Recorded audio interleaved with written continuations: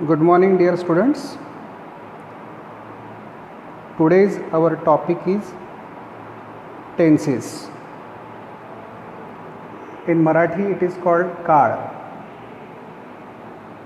Since childhood, we have been learning English grammar, and for last more than 7 to 10 years, this topic tenses has been very familiar with us. In other words, I would say, without having the basic knowledge of tenses, one cannot really learn the language.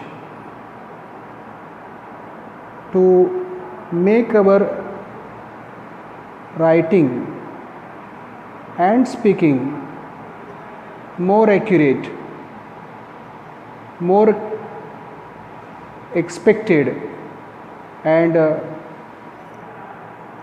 in totality, to become a good communicator, we need to have the basic knowledge of tenses. So, as I have already written over here, tenses, the alternative word for tenses in Marathi is काळ. Now, what is the basic objective of tenses? The first objective is to show time. There are 3 times where through every single action or the state undergoes. For example, this class is now in progressive state. So we can say that right now, it means we are in present state or present time. Present is denoted as वर्तमान या सद्यस्थिति in Marathi or Hindi.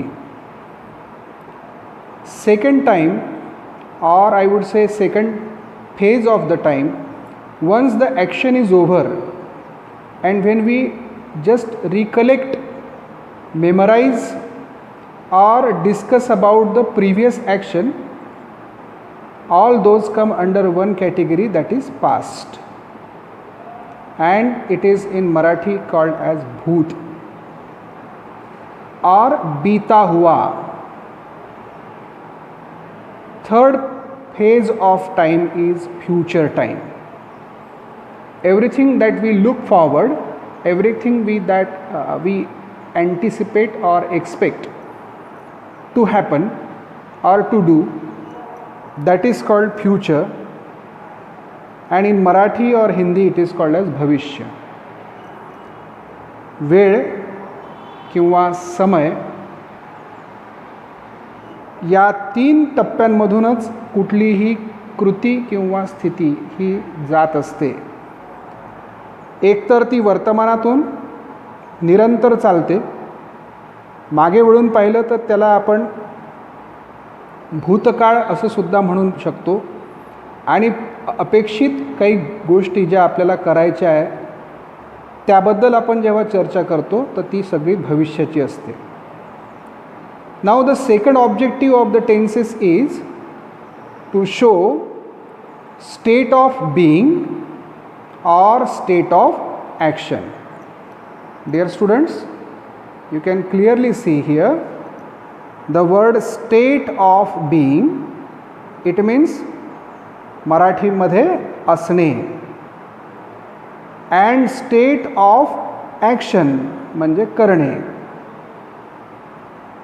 एकतर आपण काही असण्या किंवा नसण्याबद्दल बोलतो वा लिहितो, किंवा काहीतरी कृती करतो वा करत नाही याबद्दल बोलतो. म्हणून आपण टेन्सेसच्या माध्यमातून 2 प्रमुख घटना दाखवू शकतो, एक म्हणजे असण्याची आणि एक म्हणजे करण्याची. स्टेट ऑफ बीइंगचा अर्थ होतो असणे, स्टेट ऑफ ॲक्शनचा अर्थ होतो करणे.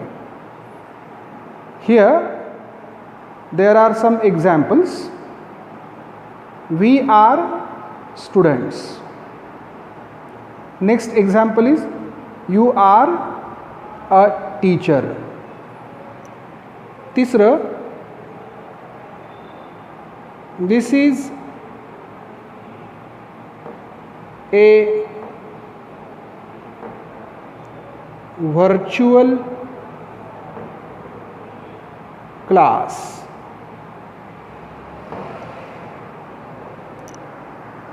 आता मी अंडरलाईन केलेलं आहे आर आणि इजला. तर हे दोनही टू बीचे रिप्रेझेंटेटिव्ह आहेत आणि टू बीचा अर्थ होतो असणे.